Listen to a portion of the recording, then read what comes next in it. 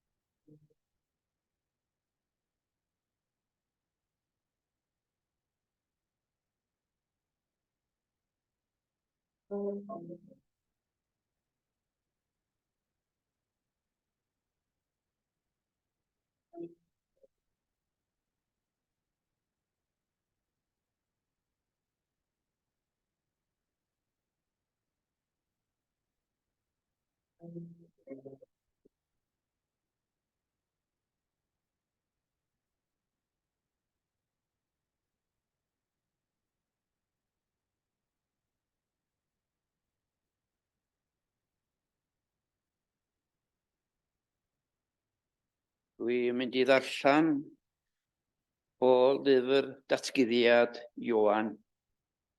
Profiad Ioan ar ynys Patmos, yn cael gweledigaeth rhyfeddol o'r Iesu byw. A dwi am rannu'r weledigaeth honno hefo chi y bore yma.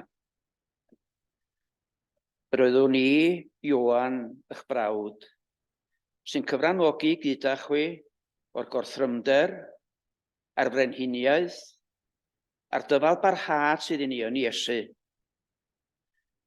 Roeddwn ar yr ynys aelwyr Patmos, ar gyfrif gair Duw a thystiolaeth Iesu. Roeddwn yn yr ysbryd ar ddydd yr arglwydd, a chlywais y tu ôl i mi lais uchel, fel sŵn utgorn yn dweud, ysgrifenna mewn llyfr yr hyn a weli, a ganfon ef at y 7 eglwys, i Effesus, i Smyrna, i Bergamus, i Thyatira, i Sardis, i Philadelphia ac i Laodicea. Yna, troes i weld pa lais oedd yn llefaru wrthyf. Ac wedi troi, gwelais 7 canhwyllbren aur. Ac yng nghanol y canhwyllbrenau, un fel mab dyn, a'i wisg yn cyrraedd hyd I draed, ac gwregus aur am ei ddwyfron. Yr oedd gwallt I ben yn wyn fel gwlan, cyn wyned ar oera, a'i lygaid fel fflam dan. Yr oedd ei draed fel pres gloiw, fel petai wedi ei buro mewn ffwrnais, a'i lais fel sŵn llawer o ddyfroedd. Yn ei law dde, roedd ganddo 7 syren, ac o'i enau, roedd cleddyf llym 2 finiog yn dod allan, ac roedd ei wyneb yn disgleirio fel yr haul yn ei anterth. Pan welai sef, syrthiais wrth ei draed fel un marw. Gosododd yn tai law dde arnaf, a dywedodd, paid ag ofni. Mae fi yw'r cyntaf a'r olaf. Ar un byw, bu'n farw, a gwele roedd yn dduw bys bythoedd. Ac y mae gennyf allweddau marwolaeth a thriban y meirw. Ysgrifenna felly, y pethau a welaist, y pethau sydd, a'r pethau sydd i fod ar ôl hyn. Dyma ystyr ddirgel y 7 seren a welaist ar fy llaw dde, a'r 7 gan hwyllbren aur. Angylion neu negeswyr, y 7 eglwys yw'r 7 seren, a'r 7 eglwys yw'r 7 gan hwyllbren. Bydd difendith Duw aros ar y darllan a hefyd ar y gwrando. Gawn ni droi at emyn Eifion Wyn 164. 164. Un bendith dyroim. Ni cheisia ddim ond hynny. Cael gras i sgaru di tra bwy, cael mwy o ras i sgaru. Dy garu digon yw wrth byw i gwasanaethu, ac yn oes oesoedd ger dy bron, bynigon bydd dy garu. 164.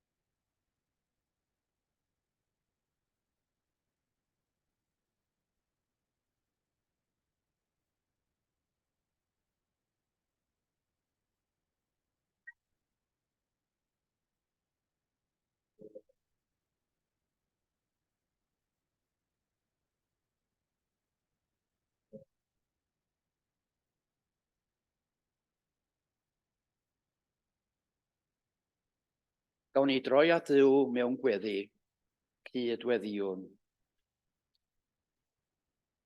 Ein tad, da ni'n diolch i ti'r bore yma am y cyfle newydd i geisio nesau ata ti yng nghwmni'n gilydd, a hynny yng nghyfnod yr encilio mawr.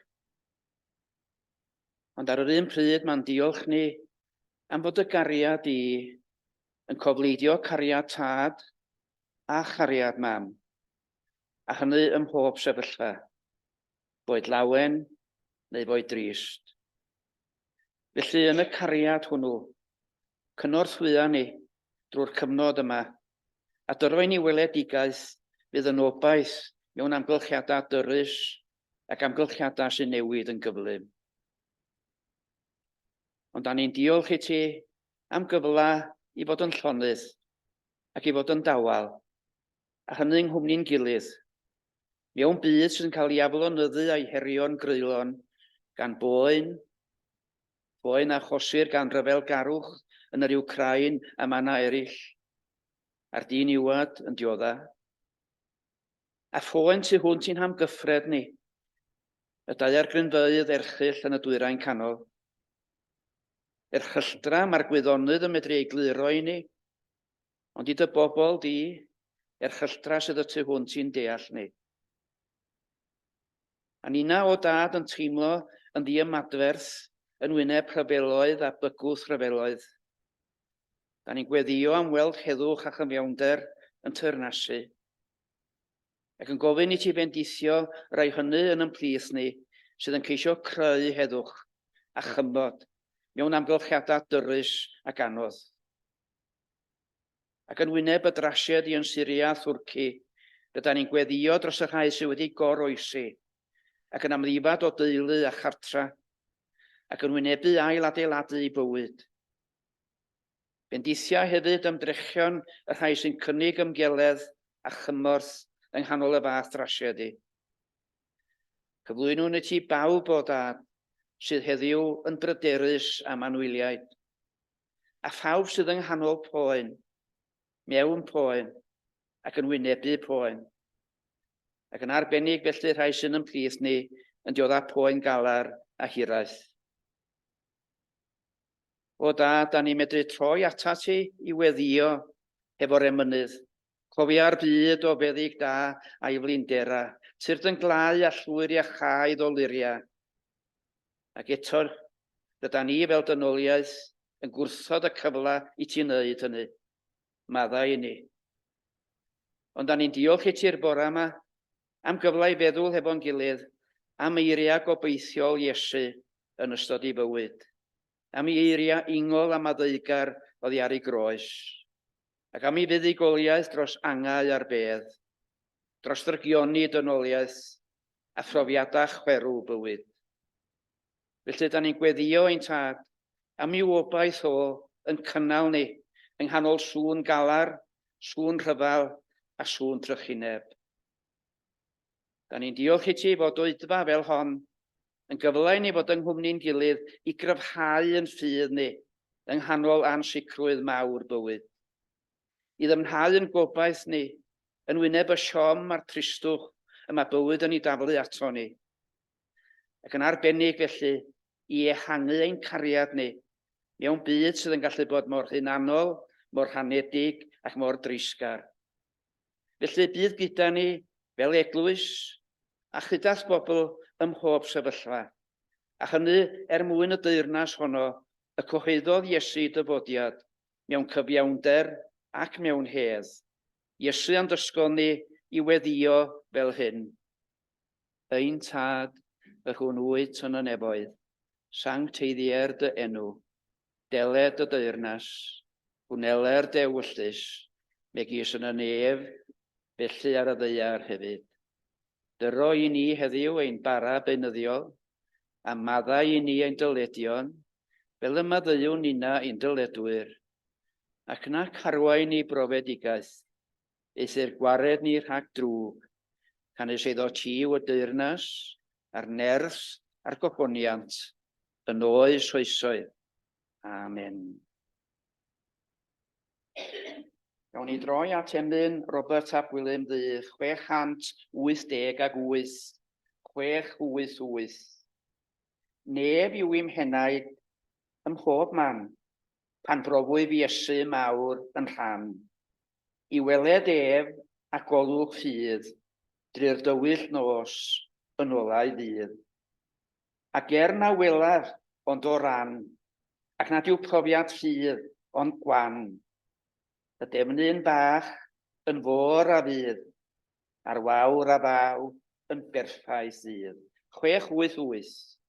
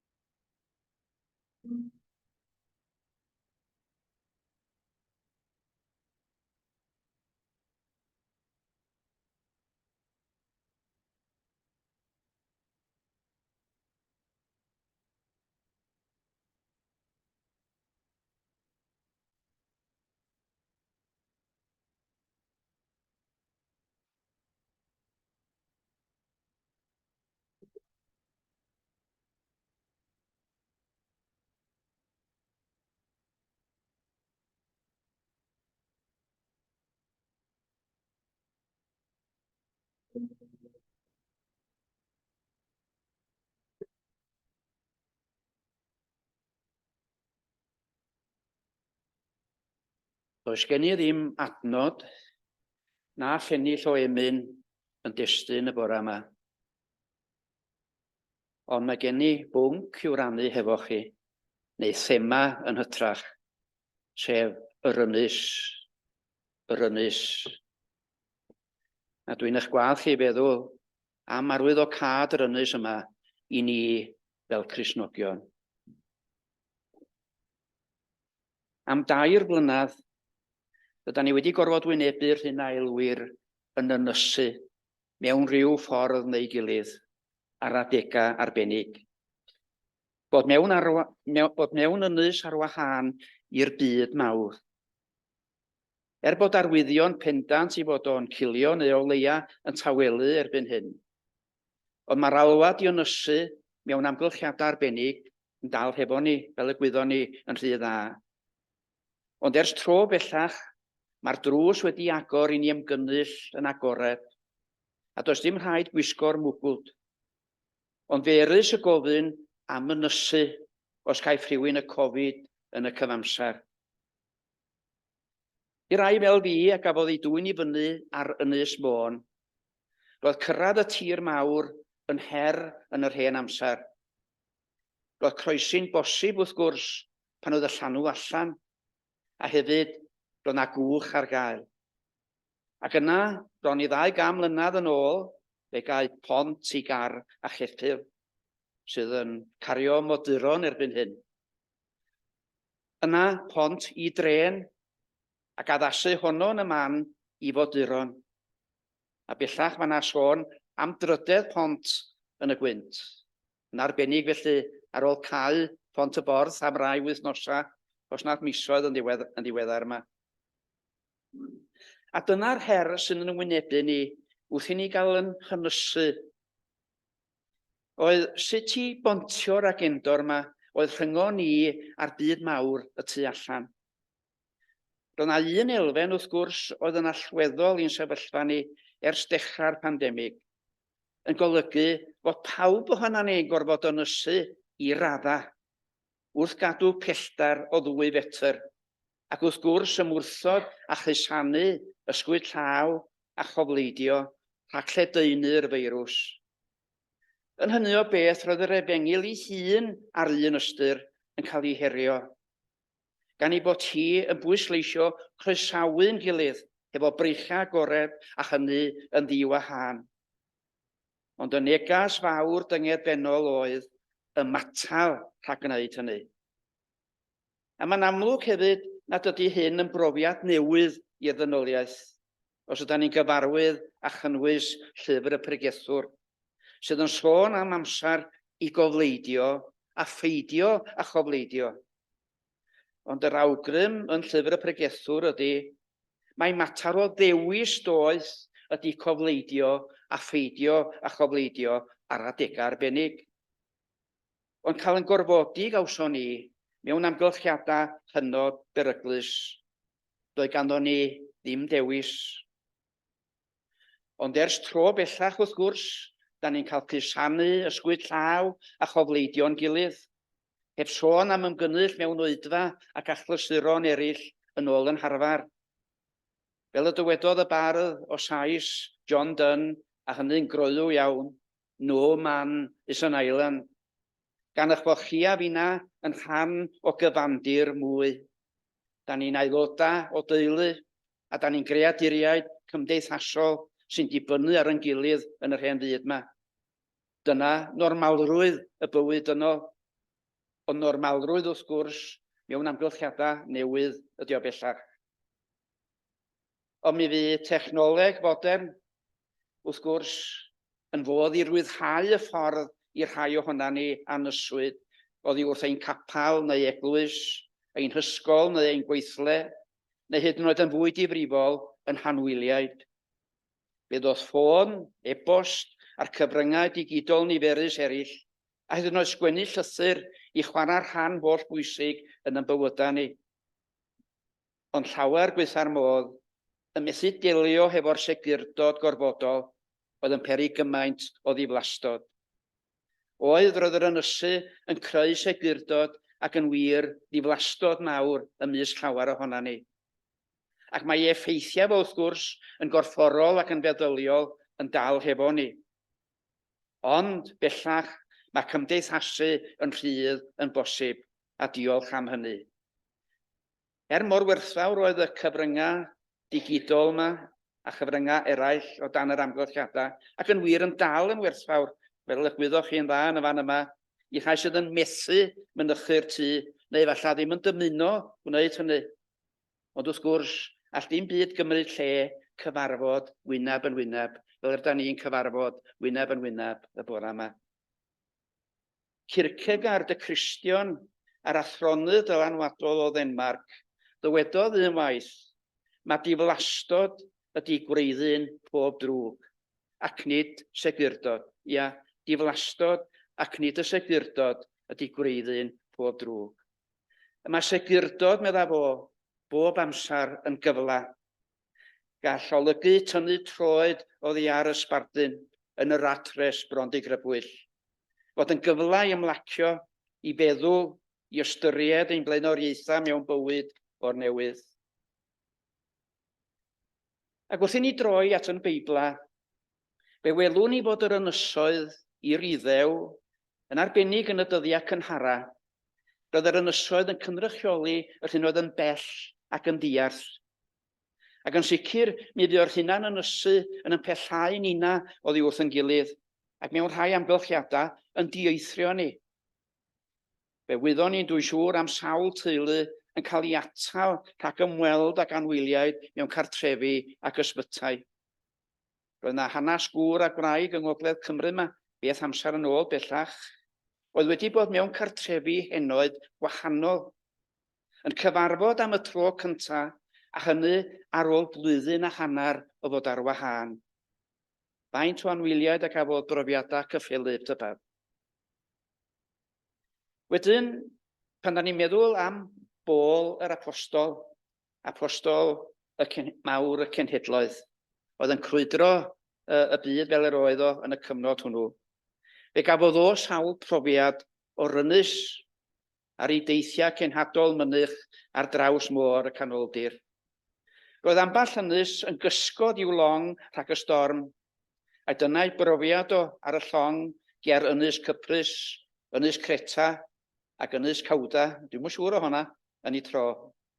Mi fu'r ynysoedd yma yn gysgod ac yn ddiogelwch i Paul ac wrth gwrs i eraill oedd yn y cwch. Y gred ydy bod unrhyw ynysu yn y sefyllfa bresennol yn cysgodi nina ac yn diogelu nina rhag trasiedi posib y gall y feirws i greu. Dro arall wedyn, wedi llong ddrylliad, fe dderbyniodd Paul groeso anghyffredin ynyswyr Melita, Malta i chiaf yna, a chyfla yn y fan honno o leia i fod yn feddyg da. Does na ddim sôn amdano fo'n pregethu'r efengil yno, ond mae yna sôn amdano fo'n iachau claf. Ac wedyn ar ynys Cyprus ym Mhaphos, chafodd o fawr o groeso gan ddyn o'r enw Elymas y Swynwr, oedd yn ceisio rhwystro Paul rhag rhannu'r efengil efo'r rhaglaw Sergius Paulus, y rhaglaw Rhufeinig. Ac o ganlyniad, cafodd Elymas yn ôl y hanes i daro'n ddall a sylwch am gyfnod. Ac fe ddoth y rhaglaw yn Gristion. Tybad i Elymas weld y goleuni yn y diwedd. Am gyfnod y parodd y ddallineb yn ôl yr hanes. Wydda wyr. A fe welwn ni ar y naill ynys a'r llall, i Paul fanteisio ar ei gyfla i rannu gobaith i arglwydd, fel meddyg da ar Malta ac fel un yn rhannu'r efengil ar Cyprus. Ond y broblem i lawer wrth gwrs ydy diflastod a segurdod yr ynysu, a hynny yn llethu llawer ohonyn nhw ac yn mynd yn drech na nhw. Ydy mae'r ynys yn diogelwch, ond mae'r ynys hefyd, fel da ni wedi cyfeirio, yn gyfla yr un pryd. A dyna hanes Ioan, awdur llyfr y datguddiad, a gafodd ei alltudio i ynys Patmos oherwydd erledigaeth lem o gyfeiriad yr ymerodraeth Rhufeinig. Ac yn y fan honno wrth fyfyrio a gweddio, a hynny ar ddydd yr arglwydd, y doth y datguddiad mawr yma iddo fo. Fe gafodd o weledigaeth rhyfeddol o'r Crist nefol, y Crist fyw, yr Iesu sy'n fyw byth bythoedd. Mae'n amlwg iddo fo ymwrthod a diflastod bod yn yr ogof yma, a throi i segurdod yn gyfla i derbyn negas yr efengil ac wrth gwrs i wynebu'r her i'w rhannu hi, i saith eglwys yn Asia, yn ôl i hamgylchiadau ac yn ôl i problemau unigryw. Fe ges i fraint blynyddoedd yn ôl, fel mae'n digwydd, i fynd ar wyliau i ynys Patmos, ynys fechan iawn, ac ymweld ar ogof lle cafodd Ioan i ddatguddiad. Ogof sydd wrth droed mynachlog a gafodd ei hadeiladu cof amdano fo, ac sy'n cynnwys casgliad o lyfrau gwerthfawr a ffrin yr hen fyd. Ac roedd ôl i bynych benlinio honedig i weld yn llawr carreg yr ogof. Dwi'n cofio gyda llaw i mi weld y geiriau yma ar hysbysfwrdd yn y gwesty lle roedden ni'n aros. A dyma oedd y geiriau, a cofiwch mae ynys fechan iawn ydy ynys Patmos.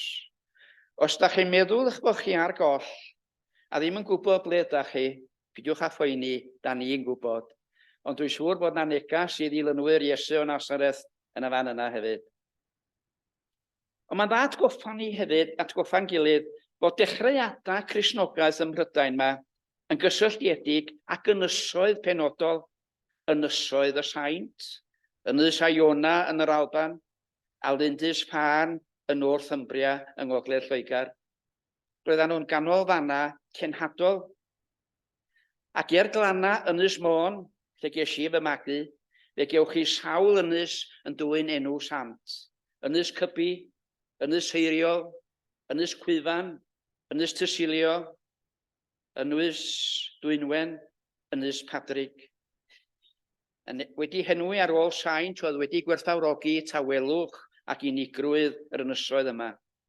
Ond yr ynysoedd yma yn yr hen amser oedd dynam o Cristnogaeth dynamo Cristnogaeth yr hen fyd, engine room y genhadaeth, yr ynys oedd ei hysbrydoliaeth fel i Ioan ar ynys Patmos gynt. Ond i droi at gyfnod mwy diweddar, mae'r ynys wedi bod yn fan diogelwch yn dydy. Yn y ganrif ddwytha, fe gasglwyd y gwachan glwyddus ynghyd a'i gosod ar ynys. Roedd hynny wrth gwrs caredigrwydd at y gwachan glwyddus, oedd fel arall ar gyrion cymdeithas yn byw yn gyntefig mewn ogofeydd, ond bellach yn mwynhau bywyd mwy normal o leia yng nghwmni gilydd.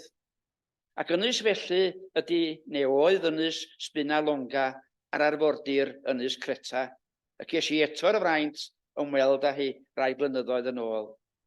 Ac wrth gwrs roedd yr ynysu hwnnw ar yr un pryd yn ôl dealltwriaeth y cyfnod yn ffordd o atal lledaeniad yr afiechyd. Ac wrth gwrs mi fu o eglwysi os nad ydyn nhw'n dal o hyd i gyfrannu at achos y gwachanglwyddion dros y blynyddoedd. Ond mae yna wedd sobreiddiol hefyd yn does i'r ynys yn y cyfnod modern yma. Ond nid oedd carchar mwyaf brawychus America ar ynys Alcatraz, ynys ar gyfer cosb a disgyblaeth yn wreiddiol, a phwyslais ar adferiad yn diweddarach. Ac wrth gwrs, roedd yna rai y manteisio ar y cyfle i newid ei ffyrdd ac i arall gyfeirio. Manteisio ar y cyfle, ac nid cael ei gorchfygu a'i llethu gan y gaethiwed. Carchar enwog arall mewn cyfnod cynharach, oedd hwnnw ar ynys fechan Monte Cristo, oedd hi ar arfordir gorllewinol yr Eidal. Mae yna nofal enwog fel gwyddoch chi mae'n siŵr gan Ffrancwr Alexander Dumas, a myna gafodd ei garcharu yn y fan honno a hynny ar gam. Ond wedi hir am ynad, mae o'n llwyddo i ddianc o'r carchar y Monte Cristo. Teitl y nofal yn Saesneg ydy The Count of Monte Cristo. A dwi'n cofio cael fy naw gan y stori a oedd yn gyfres radio yn Saesneg ar nos Sul yn nyddia Llencyndod. Fe wnaeth y carcharor gyfla iddo fo'i hun ac belwyddodd i ddianc o ganol i gaethiwed. Roedd yr ynysu yn gyfla yn ei olwg o ac belwyddodd. Ond yr ynys enwoca mae'n siŵr gen i yn y ganrif ddwytha oedd ynys Roben ar arfordir De Affrig, lle cafodd Nelson Mandela i garcharu am ymroni oes gyfan. Cafodd gynigion i fynd yn rhydd, ond roedd o'n gwrthod cyfaddawdu ynghylch ei dynged ei hun mwyn i bobl. Ond pan ddoth o allan, roedd maddeuant yn ei lygaid o, heddwch ar ei wefusa fo a chymod yn llenwi galon o. Dyma ynys sydd wedi dylanwadu ar fydd cyfan ac yn dal i wneud hynny hyd heddiw. Ond mi fu o'r ynys hefyd wrth gwrs yn dynfa i ddianc iddi. Ia, ynys fel dihangfa byr, dim byd mwy na hynny, dim ond dihangfa. Dros ganrif a mwy yn ôl, roedd y byrdd rhamantaidd yma yng Nghymru yn canu am 3 pheth yn ôl yr arbenigwyr. Niwl, nos ac ynys. Roedd yr ynys bellenig yn ddeniadol, yn demtasiwn, yn freuddwyd, yn her. Roedd yna ryw ddychau am gefnu ar y cyfarwydd a cheisio ryw ynys yr hyd fel llongwyr y Felin Heli ers talwm yng ngherdd W.J. Griffith sydd yn dwyn y teitl Ynys yr Hyd. Bwriad yr hen longwyr oedd dianc oddi wrth ddiflastod. Am nad oedd dim meddai'r bardd, am nad oedd dim yn digwydd ar lannau'r fenau dlawd, dim ond haul a glaw a gwynt. Ond wedi mentro i siomi a gawson nhw, a'i siomi'n dirfawr. Man du yn y diwedd oedd y man gwyn, man draw. A dychwelyd fu raid, yn ôl i'r Felin Heli, yn ôl at yr haul, a'r glaw, a'r gwynt. Nan Lewis i gwrin, wneud o gyfer annibynwyr, mae wedi ennill tlws o ddrama fwy nag unwaith yn yr Eisteddfod Genedlaethol.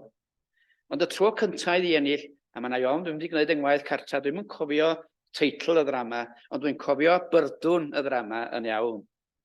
Nath hi ennill yn y genedlaethol flynyddoedd yn ôl bellach. Hanes dau yn dianc, yn dianc I ynys. Ac maen nhw'n dianc i'r ynys yma mwyn cael gwared ar eu problemau. Ond wrth gwrs, y profiad maen nhw'n ei gael yn ddian iawn ydy fod y problemau wedi mynd hefo nhw i'r ynys. Doedd na ddim dihangfa wedi'r cwbl. Bod nhw'n meddwl y basen nhw'n cael dihangfa oddi wrthi problemau wrth fynd i'r ynys arbennig yma. Ond mae yna'r fath beth wrth gwrs a dianc creadigol, dianc adeiladol. A dwi'n meddwl am yr ysgol haig mawr, a'r bar mawr o'r ganrif ddwytha, T. Gwyn Jones, un o gewri'r genedl.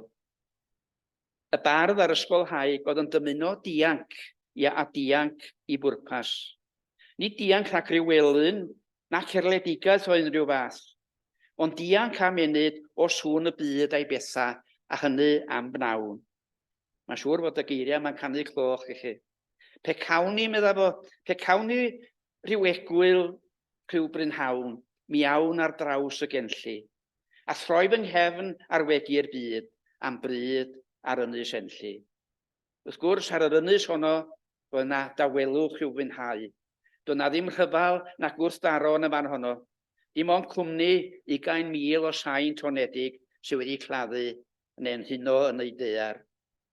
Dianc oedd T. Gwyn I jargio'r batris, dianc mwyn dychwelyd yn ôl i'r herfeiddiol fyd, chwedl Gwilym R. Jones.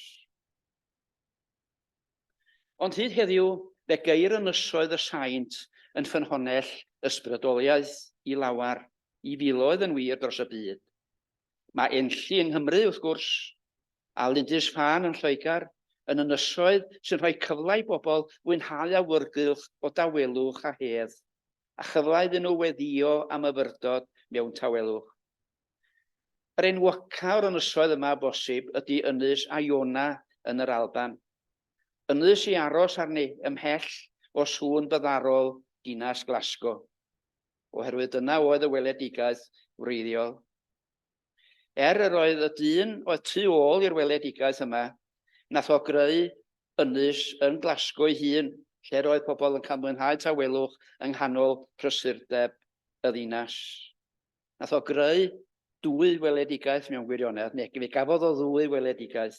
Yr ynys yma yng nghanol y ddinas, a'r ynys yma ar fordir Myl, sef ynys Iona, lle I bererinion o bob cwr fwynhau tawelwch ac awyrgylch unigryw ynys Iona. Y dyn oedd yn gyfrifol oedd mab I weinidog yr Efengil yn yr Alban, George MacLeod, yr arglwydd MacLeod, oedd tu ôl i'r 2 weledigaeth yma. Ac wrth gwrs oedd pobl yn cael cyfle I fynd i'r ynys yma, I gael I hysbrydoli a'i hadgymnerthu, ac I fwynhau yr awyrgylch a'r awyr dena unigryw sydd yno. Yn wir, fe ges i'r fraint o fwynhau y bendithion yma flynyddoedd lawer yn ôl bellach. Mae am bnawn yn unig, fies I yno, debyg iawn I breuddwyd T. Gwyn Jones. Ond dwi'n mynd I rannu profiad, dim ond pobl Sir Fôn allan sy'n gwerthfawrogi hyn. Mae yna ynysoedd o fewn ynys. Mae yna ynysoedd o fewn ynys. Hynny ydi, ynysoedd o dir uchel sydd yn uwch na'r gweddill o'r tir o'i cwmpas. Oherwydd ar ynys Môn, mae yna sawl ffarm a sawl tyddyn yn dwyn yr enw ynys. Ynys Goch, ynys Wen, ynys Fawr, ynys Bach, ynys Groes, ynys Hacen, dwi'n yn siŵr beth I ystyr hwnna, ynys Waelod ac ynys Llyn, a does na ddim Llyn ar ei gyfer o. A mae yna ynys yr Hwch hefyd, ac yn ddiddorol iawn, mae yna gefn ynysoedd. Wrth gwrs, ffermdau neu dyddynod oedd yr rhain wedi cael ei codi ar dir dipyn uwch na'r gweddill o'i cwmpas nhw. Rhan fwyaf, dir da, fel y gwyddoch chi'n Sir Fôn, ambell I le hefyd yn eitha corsio. Ac wrth gwrs, mae yna ddarlun yn y fan yna yn does o ynys yn gallu bod yn brofiad dyrchafol, cael yn codi uwchlaw amgylchiadau, cael yn codi uwchlaw hymdrym bywyd, cael yn dyrchafu, cael profiadau dyrchafol, cael yn codi i dir uwch, yn cael rhyw falm i'r enaid ac yn cael rhyw egni newydd. Dwi'n aros yn Sir Fôn, efo'r emynydd y diweddar John Roberts, Llanfwrog. Mae emyn wedi cael ei ddyfarnu fel yr emyn mwyaf o bosib yn y Gymraeg, sef o tyred Iesu da, o tyred i'n gwaredu Iesu da. Ond be dwi eisiau gyfeirio ato fo a'i rannu hefo chi y bore yma, ydy un linell sydd yn yr emyn yna. Ni ddaw o'r ddeiar, ond llonyddwch brau. Ni ddaw o'r ddeiar, ond llonyddwch brau. Ac mae rhywun wrth gwrs yn gwerthfawrogi'r llinell o fewn cyswllt yr emyn. Mae John Roberts yn cymharu huodledd, os mynwch chi, huodledd efengil Iesu Grist yn ymyl y greadigaeth. Mae'r greadigaeth yn fyd ac yn llonydd yn ymyl neges heriol Iesu o Nazareth. A hefyd, mae rhaid meddwl efallai am y linell yna yng nghyswllt y ganrif ddwytha. Oherwydd yn y ganrif ddwytha roedd John Roberts yn canu. A da chi'n gwybod gystal â finna canrif mor dreisiol o ddi. Da ni'n meddwl, dyda ni am ddwy ryfel byd yn mynd â dwy genhedlaeth ifanc o ddi arno ni. Ac wedyn cyfnod hir o ryfel oer, ac wrth gwrs ma'n ryfeloedd yma ag acw.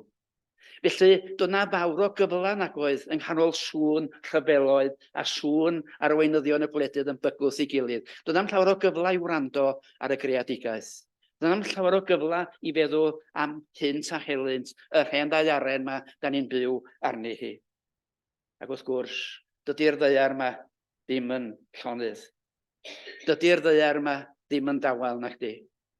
Mae hi'n ddeiaren aflonydd, ac mae hi yn ddeiaren sydd yn llawn sŵn, ac yn wir mae ganddi hi negas yn does. Mae'n gweiddi negas arno ni yn y dyddiau yma, yn arbennig o gyfeiriad y gwyddonwyr. Mae Paul yn dydy wedi sôn 2000 o flynyddoedd yn ôl fod yr ddeiaren yma yn ochneidio ac bod ti mewn gwewyr. Ond wrth gwrs mae gwyddonwyr 99% ohonyn nhw yn datgan yn bod ni'n ychwanegu at ei gwewyr hi, yn ychwanegu at ei hocheneidio hi. Da ni'n gwybod wrth gwrs am yn rhy dda, am y deiar grynfeydd, y tirlithriadau, y llifogydd, y sychdwr, y pla ar ôl pla, deiar aflonydd ydy hon, a deiar sy'n aflonyddu arno ni. Ond hefyd, mae hi'n gweiddi arno ni, mae'n gweiddi negas arno ni erbyn hyn. Pan da ni'n gwybod bod ni yn creu y llwybr carbon, sydd yn peri bod yr hen fyd ma'n cynhesu, ac oherwydd i fod yn cynhesu, mae'r rhew yn toddi, ac mae lefel y môr yn codi. Ac wrth gwrs, mae'r ynysoedd mewn peri, yn ogystal â glannau rhai o'n gwledydd ni, oherwydd y llosgi'r carbon yma, oherwydd yn ffordd o fyw sydd yn creu yr holl beth, neu'n ychwanegu at yr holl sefyllfa. Ac mae'r ynysoedd yn llefaru negas wrthyn ni heddiw am i ni barchu y greadigaeth yma, da ni'n rhan ohoni hi dros dro. A hynny mwyn yn plant a phlant yn plant. Ond i gloi, diogelwch i ni ac i eraill oedd pwrpas yr ynysu, a fydda gobeithio'n ddihangfa rhag yr afiechyd, sy'n gallu, neu oedd yn gallu bod yn farwol, neu yn hynlle hir a ffeinus. Ond roedd o ac i ryw raddau'n dal o hyd yn gyfla i'r creadigol, y dyrchafol, yr ysbrydoledig, ac wrth gwrs yn gyfla i wasanaeth, ac yn aml iawn gwasanaeth o fath newydd. Dwi'n cofio George M.S. Davies, yr heddychwr mawr o'r ganrif ddwytha. Mi fydda fo'n sôn am y cegina cawl yn Ne Cymru yng nghymoedd y de, yr ardaloedd glofaol, yng nghanol y dirwasgiad y 20au. Oedd o'n gweld y cegina cawl fel ynysoedd gobaith. Ynysoedd gobaith. Ac oni dyna ydy'r her mewn gwirionedd i'r eglwys, beth bynnag ydy'r amgylchiadau da ni'n ei canol nhw. Mae'r her i ni ydy bod yn ynysoedd gobaith. Ynysoedd gobaith. Mae pob argyfwng i rywun sydd yn obeithiol yn gyfla. Yn gyfla. A dyna'r alwad y gwela i ni fel eglwysi, ydy bod yn ynysoedd gobaith. Ac o'n i byrdwn negas Iesu, oedd dod i'r hen byd yma i wasanaethu, ac nid i'w wasanaethu. Un a ddoth yma i rannu bywyd a hwnnw yn helaethach, boed hynny ar ynys neu ar y tir mawr. Bydded felly, yn enw Iesu Grist. Amen. Gawn ni droi at emyn Raymond Williams, emyn o weddi dros yn pobl yn hunain a hefyd dros y byd mewn gwirionedd. 814, 814. Ein gwlad a'n pobl gofiw nawr, mewn gweddi wrth y orsedd fawr. Gad i'n teuluoedd geisio byw mewn heddwch gyda thi o ddiw. Gweddiwn arglwydd arna ti, dros lywodraethau'n deiar ni. Roeddynt weledigaeth glir i ganfod chyddid yn y gwir, a pwyslais yn y gwir y dyddiau yma ynde. 814.